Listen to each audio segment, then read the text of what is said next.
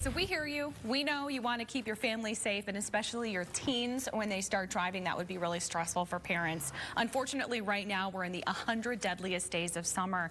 It's a period from Memorial Day to Labor Day when teen deaths actually go up on the road, unfortunately, not just here but across the country. Yeah, we were looking at statistics from the CDC. It shows that car crashes are actually the leading cause of death for teens 16 to 19 in the U.S., and Arizona certainly is no exception. So a Valley organization is making sure teens are safe this summer, training them on defensive driving. Yeah, so Elena has more about the program in Scottsdale. It looks like she already got behind the wheel of the simulation, which I understand would be super helpful for parents and teens. Hey, Elena, good morning.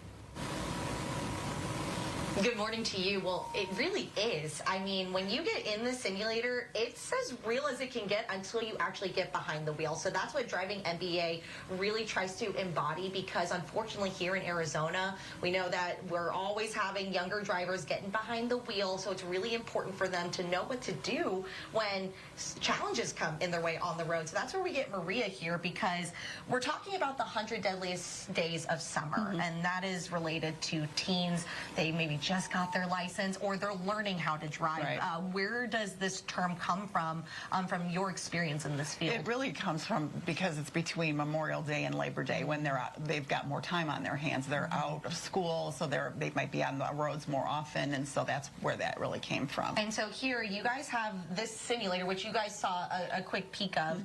This is really impressive. You were telling me not a lot of driving schools have a simulator like this. I can tell you no driving schools have this. We're the only ones that has this. Yeah. What has the difference been for your students going through a simulation like this before getting behind the wheel with your instructors? Well, they're able to experience things that can happen to them out there. We're able to put them in behind the wheel, have them, for example, text and drive, and see how quickly things change, and then crash, and we can say, okay, see how quickly that changes. And so it really, it gives them that experience without having it opens their eyes. Right, exactly. Yeah. So we're going to give you another taste of what the simulation is like. So you literally get in the driver's seat, and then you have to put on your seatbelt, of course. But then, Maria, tell us real quick, from years of using the simulation, because you've been around for over 2 decades now, I mean, what kind of challenges do students come across when they start the simulation?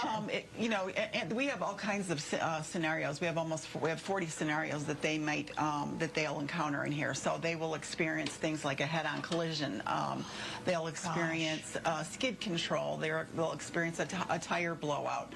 This particular scenario you're in, I believe, is our texting and driving. So we'll have students text and drive in this particular situation. Yeah, not that I do this, ladies, on the road. But just this is for the sake of education. So if I get my phone out and then we distract. Oh, see, look, I almost like hit that car, and then. Yeah, I mean, see, you're not paying attention, so you're going all over. You got a person right there. You got to gain back control. Yeah, and so you can see we're able to simulate people on the side of the road. There's, vehicles. There's all kinds of things going on. And this is actually, I believe, a 65-mile-per-hour area. So. Right. So based off of what you know from students and the 100 deadliest days of summer, parents that are watching this right now, what would you like to emphasize to them if they have teens that are starting to get behind the wheel? There's always, parents tend to normalize that teenagers are going to have a crash because they're teenagers. That's the furthest thing from the truth. They need to be well prepared, and that means a lot. That means they need to get good training and a lot of practice. This state only requires 30 hours. Our school recommends 100. We really push our parents to do 100 hours of practice with their kids at least before they, they're out there solo. So keep going there, Elena. Ladies, my goodness. Can you believe how eye-opening that is? Only 30 hours is required.